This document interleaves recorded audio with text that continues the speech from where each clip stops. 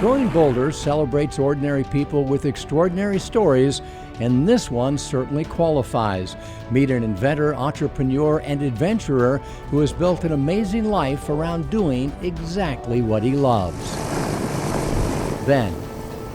And did you wrestle with it? Did you say, wow, it's sure more impressive to say I'm in the corporate world than I teach yoga to kids? That's how it starts out, right? You think that you want to have this title and a job, a corporate job, but now I don't care about any of that anymore and know that I'm making an actual difference in people's lives and not just going to work. How she created the best of both worlds in her life, making a living at something you love. That's moving forward while giving back, and that is Growing Bolder. And sink your teeth into this. Most doctors are recommending that we cut back on meat, but not on protein. So what do? What are the best non-meat sources of protein? We'll ask nutritionist Tara Collingwood. What's most important to you? What really matters? Remember when you thought the future was filled with limitless possibility? It still is. Dreams don't have an expiration date. It's not too late to find your purpose, to live with passion, to make an impact in the lives of others and in the world we live in. Stop growing older and start growing bolder. Support for Growing Bolder provided by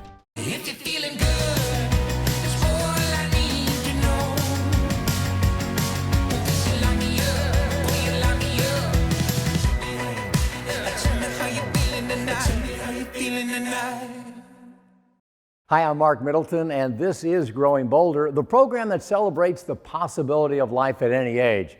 Now, unfortunately, it can be a real challenge trying to live a life that is authentic to our true self. Ralph Waldo Emerson said, "To be yourself in a world that is constantly trying to make you something else is the greatest accomplishment." Bill Booth is one of the lucky ones. He's never stopped doing what he loves. He found a way to make it his livelihood and his lifestyle. And what a lifestyle it is. This is how Booth gets to work. He lives on a spring-fed lake and flies to his office at a local airport, stopping just about anywhere he wants. His vehicle of choice is a lake amphibian, literally a flying boat. Booth should be on everyone's list of the world's most incredible characters, but outside of his industry, he's just not that well known, and he's okay with that. But he did grant Growing Bolder rare access to his story, to his life as an inventor, entrepreneur, and adventurer. If doing what you love and making a difference in the lives of others while doing it is the gold standard for success, Bill Booth is one of the most successful people alive. Bill Booth grew up in Miami, part of what he calls his father's second litter. As a high school student, he dreamed of becoming an astronaut. My senior year, I made a rocket that broke the sound barrier and went 20,000 feet. And I fired it right in the pattern of Miami International Airport. The headline the next day is "Cubans try to shoot down Pan Am airliner." Luckily, they never caught me, and it's beyond 7 years now. It was as a student at the University of Florida that he started to skydive. This is probably 1972, and this is at the Nationals. We were called the High Altitude Star Habit, which spells hash, of course. Like everyone at the time, he used modified military skydiving gear. When I started skydiving, parachute gear hadn't changed since 1927. Within really a year of skydiving, there were 3 or 4 issues that bugged me. So he rented a sewing machine and began making parachute equipment in his garage. His first invention, a hand-deployed pilot chute, changed the way that skydivers release their main canopies. His next invention quickly became the most widely used cutaway system in the world, allowing for the rapid release of a malfunctioning main parachute. Same way a transistor or vacuum tube works. Use a little tiny force to control a big one. Booth became the most innovative and influential figure in the sport, and that led to one adventure after another. In 1980, he and some friends were featured on national television's That's Incredible, making one of the first and only base jumps from El Capitan in Yosemite. And it's probably the hardest thing I've ever done, just to convince yourself to jump off a rock. And I had thousands of jumps out of airplanes. It's not the same. Skydive. It's 3,000 feet to the valley floor. It was great. Meanwhile, back at the office, Booth was bothered. What got me from the very beginning, when you learn to drive, when you learn to fly, you go up with an instructor. But in parachuting, you had to go and make the first jump by yourself. He envisioned a tandem parachute rig, but had to wait several years for canopy design to evolve enough to support it. Two people falling side by side fall at 120 miles an hour. When you put them on top of each other, you have double the mass, but only one platform area. And they fall the square root of 2 times 120 or 170. And when you fall with that, you've got like 4 times more kinetic energy. So we had to develop parachutes that would not kill you at high velocities and high weights. When that happened, Booth was in business. In 1985, Bill was asked by the BBC to lead a skydiving expedition onto the summit of the legendary Cerro Atana, a 4,000-foot tabletop mountain in the remote Venezuelan rainforest. But at 1,000 feet from the top, there's these big caves, and the Catholic missionaries thought they saw something like pterodactyls flying out of these, like dinosaurs. So it caught the imagination of the BBC. So they wanted to go there, and they wanted to go there quietly. Parachute on top, go down in ropes into the caves and see. Booth's job was to safely deliver non-skydiving filmmakers to the summit. And this was a great chance to prove that I could take inexperienced people anywhere, including the top of a mountain. Your position will be inert. Your hands across your chest. After dropping supplies, the team made the leap themselves. Booth landed safely, but 2 other team members bounced off of jagged rocks, one breaking both feet and another shattering her leg. She got rescued by an American Huey doing a drug raid in Colombia that picked up our distress call, relayed through an airliner flying overhead. Booth was also chosen to rappel 1,000 feet down the mountain into the cave to look for the flying dinosaurs. I didn't tell them I'd never done that before because I wanted to go, you know. They made it down to the cave and spent 3 days inside exploring. Now this is the oldest known place on Earth, all right? This was formed by an underground river making a turn and making a whirlpool 2 billion years ago.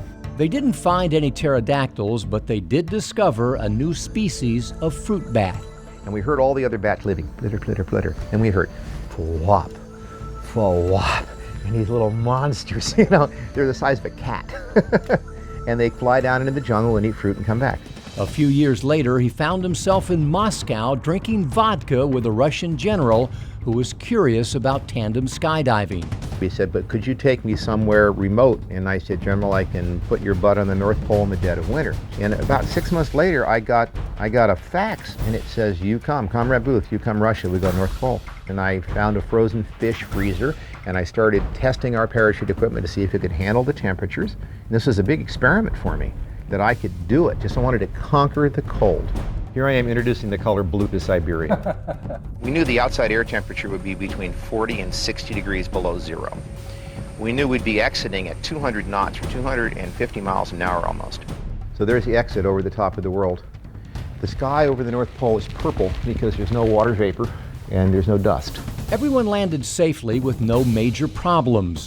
Booth was awarded the Order of Lenin, Russia's highest military decoration. And everything worked. It was so easy that I ended up going back 5 more times and took 500 more people with me just to show them how easy it was. One time, strictly in the interest of science, he stood nude on the North Pole. No, this is a scientific experiment. We are proving that you cannot freeze your ass off. For his final trip to the pole, he taught his daughter Katie to skydive. She would be his most precious cargo yet.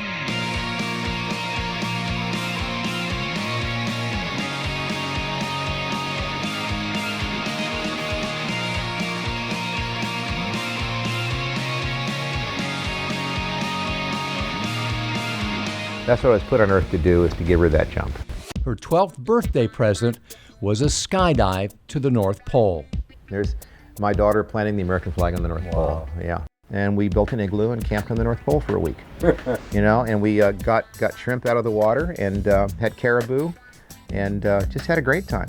And then for her science fair project in 8th grade, she brought back ice samples and tested for PCBs and toxins and things like this. And the girl before her was testing the effect of chlorine pools on scrunchies, you know?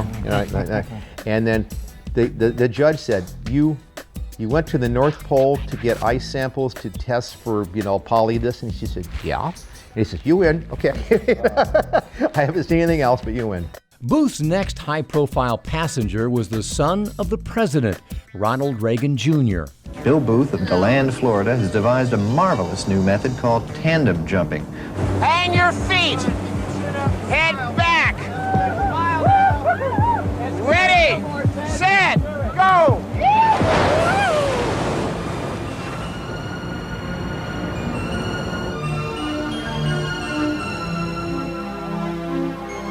All right, now, 3, 2, 1, pull, pull, pull, pull, one more. Congratulations. Yeah, thank you. Booth also made an unusual solo skydive into Mammoth Iguazu Falls on the Argentine-Brazilian border. Here I'm coming in for a landing, and then this really shocked me. I immediately was attacked by 100 cavemen with clubs. Scared the death out of me for a minute, you know? What do you do? Have you ever been rushed by a mob of cavemen? Yeah. No, I hadn't either. We jumped into the filming with Tarzan movie. This is how I got my date with Jane, all right? She said, Americans, wow. She says, let's go to dinner tonight. And I said, but you've got Tarzan. From scuba diving to snowboarding to whitewater rafting, from the Galapagos Islands to the Matterhorn, from sailing to the Bahamas to flying to the Dry Tortugas, Booth and his daughters Katie and Julie have turned the world into their personal playground. But work is what makes it all possible, and Booth's latest industry-changing invention is called Skyhook, a patented system for automatically deploying reserve parachutes. He's also been awarded the contract to make all freefall parachutes for the U.S. Marine Corps and to train all Marine Corps freefall personnel. For 3 decades, Booth has helped make skydiving safer and more accessible to everyone, receiving every major industry award there is. But he admits his days of inventing may be over. Because I'm sitting here thinking now, what do I need to invent now? I can't think of anything. You know? I started off, right, when the first year, everything that I've invented in the last 30, I thought about as a problem 30 years ago. And some of them took me 30 years to figure out how to do it. I have to see a problem. You know, if I don't see a problem to be solved, I'm worthless. There's no reason to invent something that doesn't need to be invented. Until he sees a problem, he has no problem enjoying himself. And these days, that usually involves his seaplane, a flying boat that provides plenty of time to dream about business, about life, and about adventure. And as the world has witnessed, usually after Bill Booth dreams it, he does it. My motto now is that you are what you do, all right? Having great thoughts is wonderful, and you can't do anything unless you think about it first, but if you don't do it, it really doesn't matter, you know? There's a lot of people that have gone to their grave with wonderful thoughts in their head, but they never had a chance to express them. How's that for a story? Bill Booth's influence is far-reaching. In fact, we ran into him a short time after producing that story at a drop zone in Florida, where men and women from 5 countries and dozens of states all gathered to try and break a world record for the largest freefall formation, in which everyone is over the age of 60, and several here are over 80. Not only did they have a great time, they broke the record with 48 all linking up in formation. Almost all of these skydivers took their first jump in a tandem rig that was invented by Bill Booth. Tandem jumping not only opened the sport up to men and women of all ages and all abilities, it keeps them in the air for as long as they want. President George H.W. Bush celebrated his 75th, 80th, 85th, and 90th birthdays with tandem skydives. A former U.S. Navy pilot in World War II, Bush told reporters, "Old guys can still do fun things." He wanted to jump again for his 95th birthday, but he died in November of 2018 at the age of 94.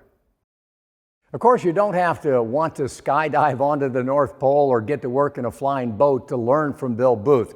But here are a couple of quick takeaways that you might be able to apply to your own life. Do more of what you love. Passion is what gets us out of bed in the morning and propels us forward when we suffer physical setbacks. Find something you're passionate about and do more of that. It's good for your health.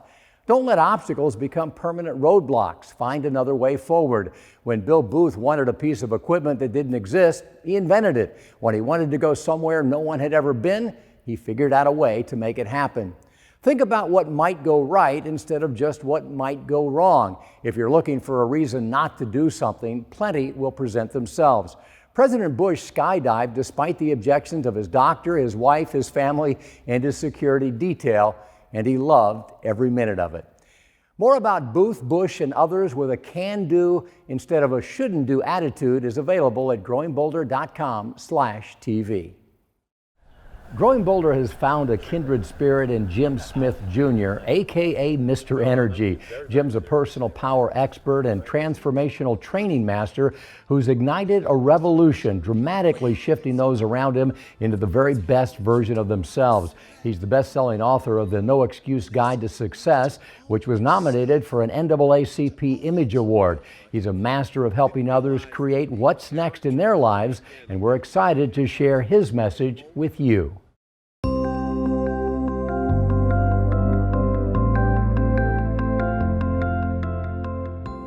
You know, when we're young, we look a lot like our parents. But when we get older, we look a lot like our choices. The choices we make every single day. Some of us choose to blame. Some of us choose to step up.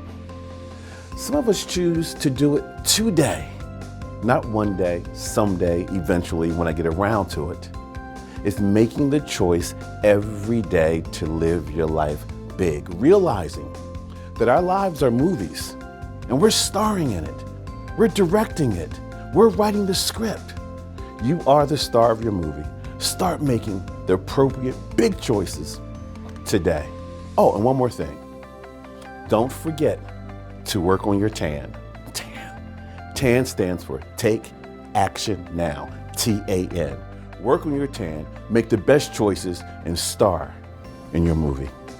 All the best.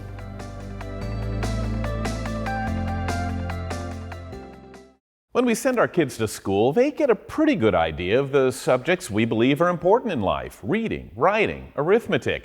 That's great, but there's a lot more to life than just academics. Here's a woman who wants kids to make themselves a priority by learning about physical and mental well-being in a way that'll last them a lifetime.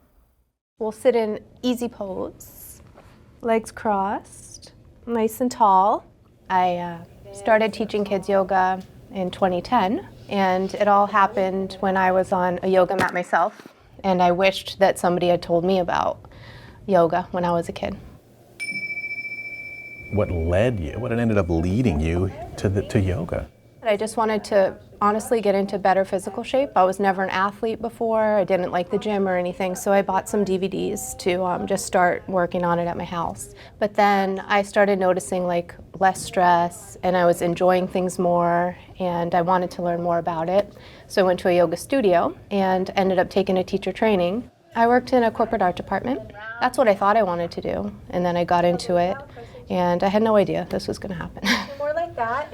And did you wrestle with it? Did you say, wow, it's sure more impressive to say I'm in the corporate world than I teach yoga to kids? That's how it starts out, right? You think that you want to have this title and a job, a corporate job, but now I don't care about any of that anymore and know that I'm making an actual difference in people's lives and not just going to work. Boy, if I was your parent, I would have said, what are you doing? You can't do that. Well, luckily I'm 42 and my parents don't have any say in what I do anymore. Did you have like an incident or something that kind of crystallized everything for you? Because none of us make change. We avoid change. We're afraid of change. You know, honestly, I had a total fear of public speaking too. So I never intended when I went to teacher training to be a yoga teacher at all. And then it just, you know, life, what you're meant to do just eventually happens, I suppose. And I started teaching yoga full time and it never went back. And as you breathe out, reach that hand forward. What are your thoughts on the role that a school should have in helping these kids develop a lifelong sense of wellness and good habits? I believe that it's the best place to do it because they're already in an environment where they're learning. They know that their role as a student is to come and learn and pay attention, and it's organized and structured. So they have to come anyway, you know? All of these are part of your physical life, and it's the best way to get it done. Everybody on the same page and appreciating and honoring each other as individuals, but knowing that deep down within, we're all the same. All these little kids, no matter if you're young or an old person who's physically trying to get into shape, when you find that peace within you that comes as a byproduct of trying to get physically fit, just happens naturally. It changes the consciousness of everybody. I've had more parents come to me with stories of how yoga's helped them so much, actually, and calm themselves down and get their homework done when normally it was a challenge and a fight before. So now breathe in, straighten out your arms. What is your message? What is the takeaway? What can we learn from you? I just feel like yoga has the tools to get us to where we want to be. Like all of us, every human has a desire to just be happy and live their life in a happy way. This is like a scientific technology of how to accomplish that. You probably went from a great salary to a not so great salary. There's money to be made in yoga, but not the same as, you know, working. But the quality of life that I have, there's no price for that. May the whole world be filled. May the whole world be filled with peace and joy. With peace and joy. And love and light. And love and light. And lots of peaceful children. And lots of peaceful children. Namaste, everybody. Namaste. You guys have a great afternoon. Thank you so much. Interesting person with some unusual takeaways for us. First, there's no price for the right kind of life. You don't have to change careers, but do find ways to include what you love in what you do. Also, face your fears. She was terrified by public speaking, and a lot of people are, but you won't believe what you're capable of when you're passionate about the message. Finally, find the peace within you. Not only is it fulfilling, it makes you a better person. Some pretty good lessons from a yoga instructor. Here at Growing Bolder, we like to say you are what you think, but let's face it, the old adage, you are what you eat, is also true, which is why we're grateful to have contributors like Tara Collingwood. Hi, I'm registered dietitian nutritionist Tara Collingwood. Have you heard that plant-based diets are the key to longevity? That doesn't mean you need to cut out meat completely, but there are benefits to filling your plate with plant-based proteins. You may be able to reduce your risk of heart disease, type 2 diabetes, and certain cancers, and it might just help you lose some weight. Non-meat proteins are lower in saturated fat, cholesterol, and calories, and they're often great sources of fiber as well. So here are some of my faves. Soy is a protein-rich bean and is extremely versatile. A half cup of tofu provides 10 grams of protein. You can buy it plain, or you can use some that's already marinated that's easy to toss into a salad or a stir fry. Veggie burgers are quick and easy. One patty has about 11 grams of protein, depending on the brand. Edamame is a green soybean that contains 8 grams of protein per half cup. It makes a great addition to soups and salads, and you can have them plain as a protein-packed snack. And who doesn't love nuts? Depending on the type, 1 ounce can contain 5 to 7 grams of protein. Some nuts that are higher in protein are almonds, pistachios, and walnuts. And quinoa is a high-protein whole grain. A half a cup cooked provides 4 grams of protein, as well as fiber and antioxidants. And you can make a quinoa bowl mixed with a variety of vegetables to add some extra nutrients. So now you know how to swap out some of the animal protein in your diet with tasty plant-based protein. Thank you, Tara. You know, it's not only important that we eat the right kind of food, it's critically important that we hang out with the right kind of people, that we surround ourselves with those who share our enthusiasm for life, because no attitude is as potentially harmful as a negative belief system about aging.